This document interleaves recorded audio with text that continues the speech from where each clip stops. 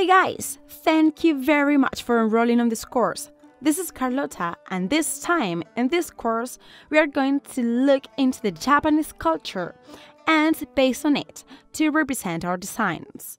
So, apart from designing our own illustrations based on Japanese culture, we're also going to talk about the inking in Photoshop.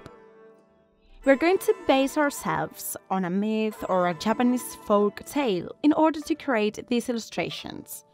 And then we're going to work with them in Illustrator after that, okay? Also, I'll go over the use of the pen tool and the thickness settings very quickly.